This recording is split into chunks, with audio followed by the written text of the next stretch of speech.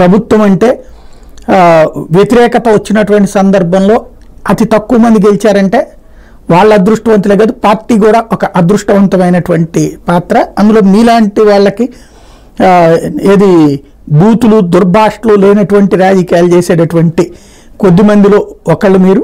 అట్లాంటి మీరు ప్రజల చేత ఎన్నికవ్వడం, ముందు సాధారణంగా ప్రజాస్వామ్యంలో ఈ మధ్యకాలంలో అలవాటు ఏమైందంటే మీడియాతో మాట్లాడకపోవడం అన్నటువంటిది గొప్పదైంది. అట్లాంటి దశ నుంచి మీడియాతో మాట్లాడి మీడియా ద్వారా ప్రజలందరికీ పరిచయం అయ్యి ఆ తర్వాత ప్రజల చేతన మెప్పించబడి విజయం సాధించినందుకు ముందుగా మీకు అభినందనలు. ఏమంటారు ఇవాళ ప్రభుత్వ 5 సంతకాల గురించి?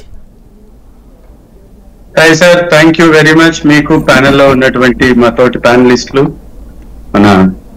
నాకు అభినందనలు తెలిపినటువంటి మా మిత్రులందరికీ కూడా హృదయపూర్వక నమస్కారాలు తెలియజేస్తున్నాను. మీ ఛానల్ ద్వారా నాకు అనేక సందర్భాల్లో మీరు అవకాశం ఇచ్చారు. మా యొక్క వైఎస్ఆర్సీపీ గళాన్ని ప్రజలకు వినపడడానికి, వినిపించే అవకాశం మాకు కల్పించినటువంటి మీకు కూడా హృదయపూర్వక ధన్యవాదాలు తెలియజేసుకుంటున్నాను సార్. సార్, ఏదైనా కానీ వైఎస్ఆర్ కాంగ్రెస్ పార్టీ ఒక్క సీటు తోటి ఒంటరిగా పోరాటం మొదలుపెట్టి అత్యధికమైనటువంటి 151 సీట్లతోటి గెలిచి 5 సంవత్సరాలు సుపరిపాలన అందించిన సందర్భంగా అనేక సందర్భాల్లో మేము మా యొక్క పరిపాలనని చూసి ఓటేయమన్నమాట వాస్తవం. సో మేము చాలా నమ్మకంగా ఉండాం. ఏమైనా కూడా ప్రజలు ఇచ్చినటువంటి తీర్పుకి కట్టుబడి ఉన్నాం.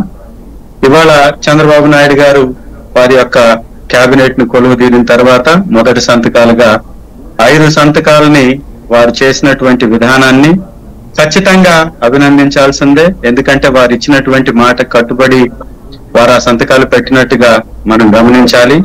అయితే వైఎస్ఆర్ కాంగ్రెస్ పార్టీ అనేక అనుమానాల్ని, వారి ప్రభుత్వం మీద అనేక తప్పుల్ని, వారు గతంలో చేసినటువంటి ప్రభుత్వంలో చేసిన తప్పుల్ని అనేక సందర్భాల్లో మేము మాట్లాడాం. ఇవాళ కూడా వారు చాలా హామీలు ఇచ్చున్నారు, పెద్ద పెద్ద హామీలు ఇచ్చారు, ప్రజల్ని నమ్మించారు. ఖచ్చితంగా ప్రజలు నమ్మారు, వారికి ఓట్లేశారు. ఓట్లేసినటువంటి ప్రజల్ని నమ్మక ద్రోహం చేయకుండా పరిపాలించాల్సినటువంటి బాధ్యత వారి ప్రభుత్వం మీద ఉంది.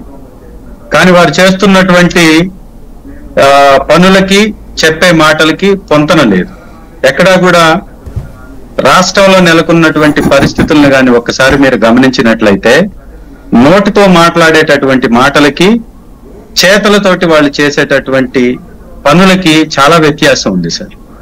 రాష్ట్రం మొత్తాన్ని రావణ కాష్టంగా మార్చేసినటువంటి విధానం ఏదైతే ఉందో తెలుగుదేశం శ్రేణులు పెద్ద ఎత్తున